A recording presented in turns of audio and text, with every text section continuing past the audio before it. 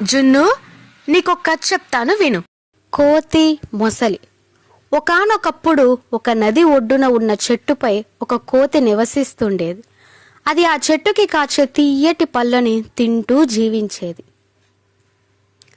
ఆ కోతి ప్రతిరోజు కొన్ని పళ్ళని తింటూ మరికొన్ని సరదాగా నీటిలోకి విసురుతూ ఆనందించేది.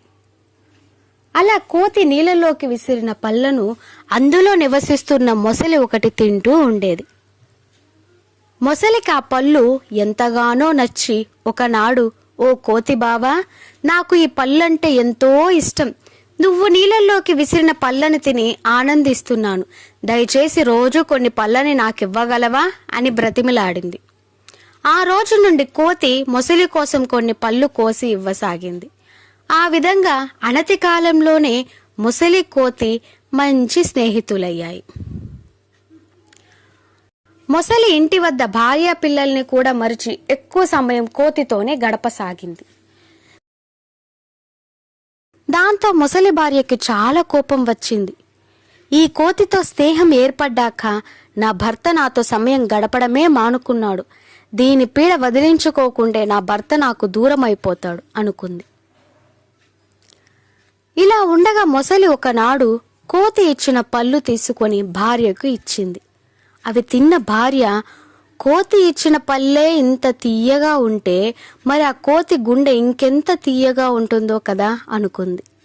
భార్య ఇలా ఆలోచిస్తుండగానే మొసలి ఇంటికి వచ్చింది.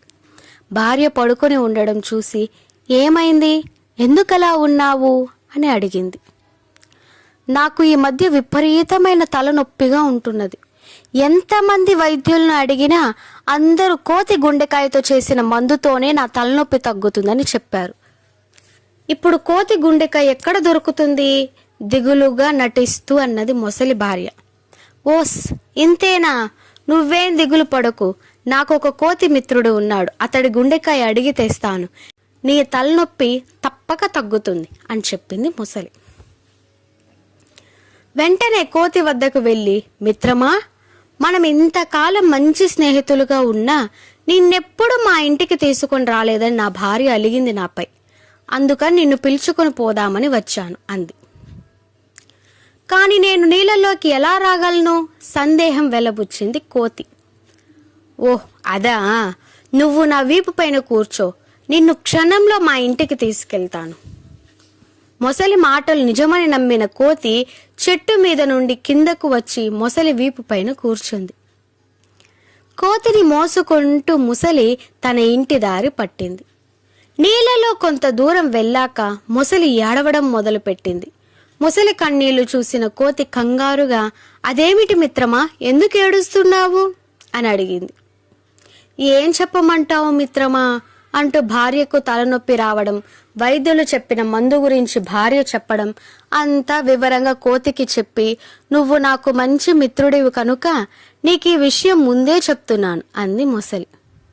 తనని చంపాలని మొసలి భార్య పన్నాగం పన్నిందని అర్థమైంది తెలివిగల కోతికి. అందుకే, అయ్యో, ఎంత పని జరిగింది మిత్రమా, ఈ మాట నువ్వు ముందరే చెప్పి ఉంటే బాగుండేది కదా.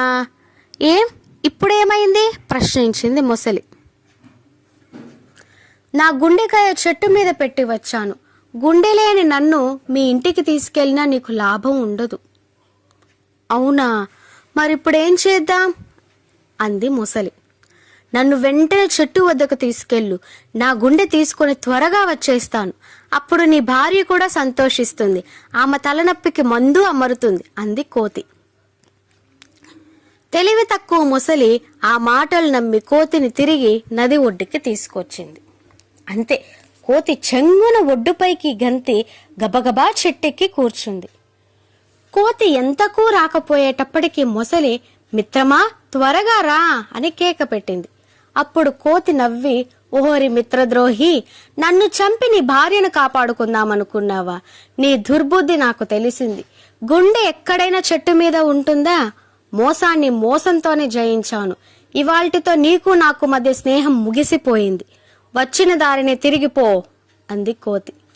మొసలి తను చేసిన బుద్ధిమాలిన పనికి సిగ్గుపడి మంచి మిత్రుణ్ణి కోల్పోయానని బాధపడి నిరాశగా వెనుదిరిగి వెళ్ళిపోయింది. నీతి: మోసకారుల నుంచి తప్పించుకోవాలంటే వారిని మోసంతోనే జయించాలి. అర్థమైందిగా జున్ను? ఈ వీడియో కనుక మీకు నచ్చినట్లయితే ప్లీజ్ ఒక్క లైక్ ఇవ్వండి. ఇలాంటి మరెన్నో వీడియోస్ కోసం వెంటనే సబ్స్క్రైబ్ చేసుకోండి.